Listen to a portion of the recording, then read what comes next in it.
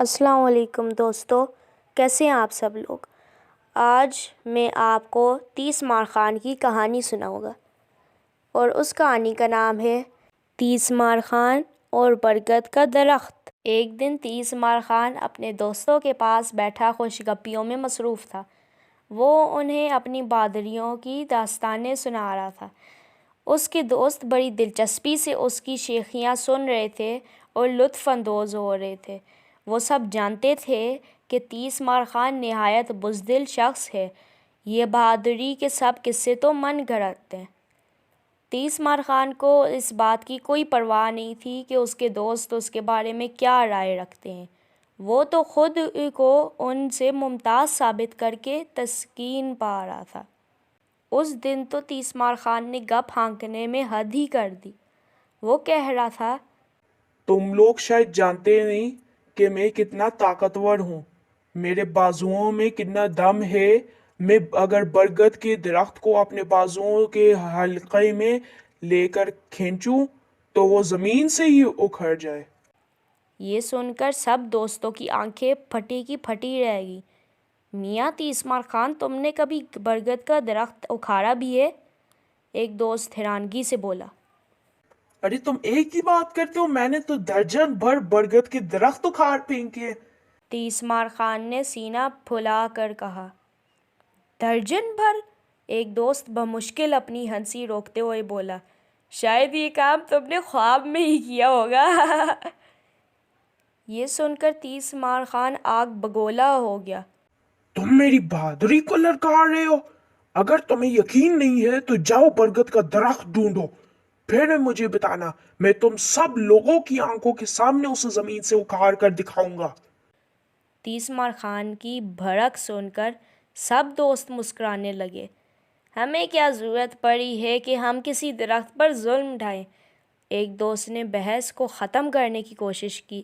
وہ جانتا تھا کہ 30 مار خان بے خیالی میں ایسی گپ ہانک گیا جسے پورا کرنا اس کے بس کی بات نہیں۔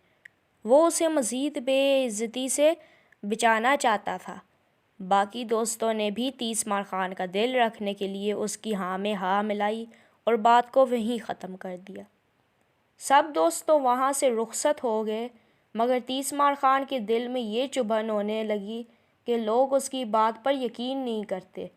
اس نے پورا تہیہ کر لیا کہ وہ ان کے سامنے برگد کا پیڑ اکھاڑ کر رکھ دے گا۔ اگلے دن وہ برگد کی تلاش میں نکل کھڑا ہوا۔ کافی دیر بھٹکنے کے بعد وہ ایک گاؤں میں پہنچا۔ اس نے لوگوں سے برگد کے درخت کے بارے میں دریافت کیا۔ ایک شخص اسے اپنے ساتھ لے کر ایک بڑے درخت کے پاس پہنچا اور بتایا کہ یہ برگد کا درخت ہے۔ جب 30 مار خان نے برگد کو دیکھا تو اس کی سٹی گم ہو گئی۔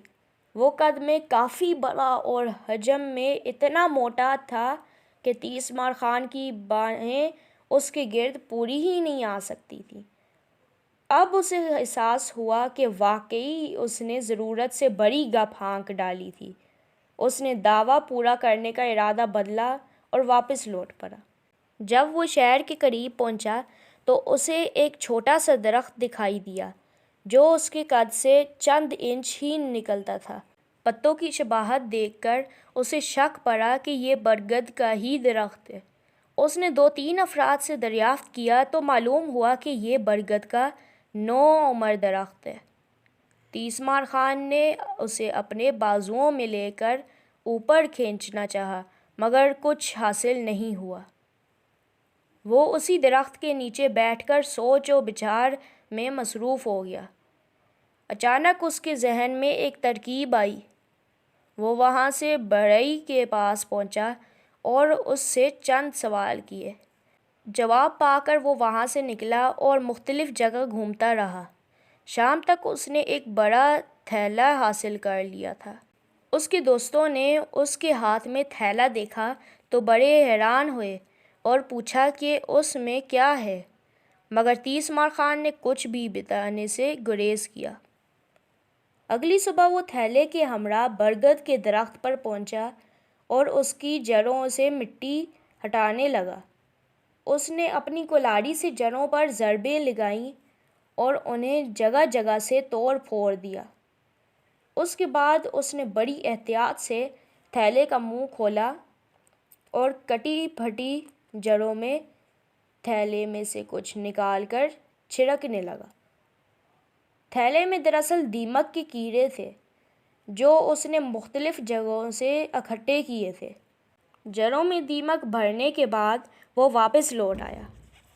وہ بلا ناغہ وہاں جاتا اور دیمک کی کارکردگی دیکھتا رہتا۔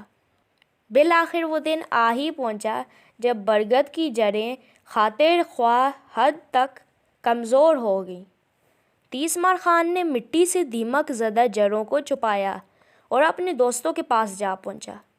اس نے بڑے فخر سے انہیں بتایا کہ اس نے برگد کا ایک درخت ڈھونڈ نکالا ہے اور اب وہ اسے زمین سے اکھاڑنے کا مظاہرہ کرنے والا ہے۔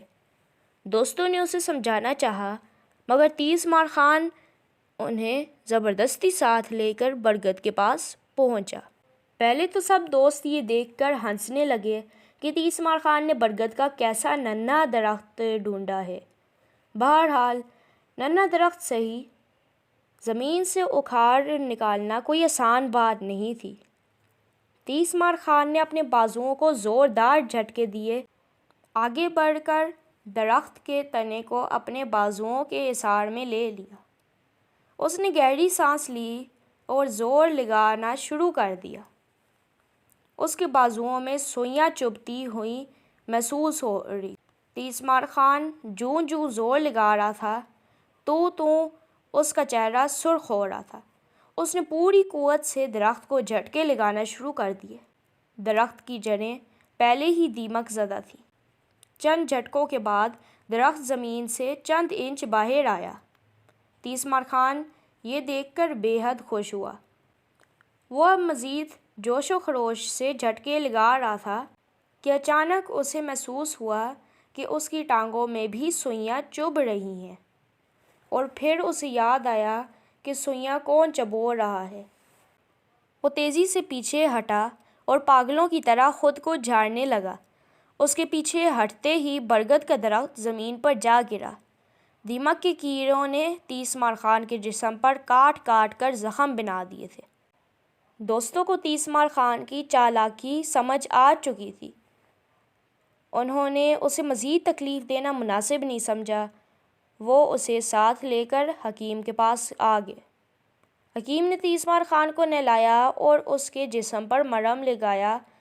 تیسمار خان کے پورے بدن میں آگ لگی ہوئی تھی اور وہ تکلیف سے بری طرح کراہ رہا تھا۔ اس نے کانوں کو ہاتھ لگایا کہ وہ آئندہ ایسی بات نہیں کہے گا جسے پورا کرنے کے لیے اسے اتنی تکلیف سے گزرنا پڑے۔ بہرحال اس نے یہ دعویٰ تو سچ کر دکھایا تھا کہ وہ برگد کا پیڑ اکھاڑ سکتا ہے۔ تو دوستو، اس کہانی سے ہمیں یہ سبق ملتا ہے کہ ہمیں ایسے دعوے نہیں کرنے چاہیے جن کو پورا کرنے کے لیے ہمیں بعد میں نقصان اٹھانا پڑے۔ دوستو، مجھے امید ہے کہ آپ کو یہ کہانی پسند آئی ہوگی۔ اس ویڈیو کو لائک کرنے کے ساتھ شیئر بھی کیجیے گا، اور اس کے علاوہ اگر آپ ہمارے چینل پر نئے ہیں تو ہمارے چینل کو سبسکرائب بھی کریں۔ شکریہ۔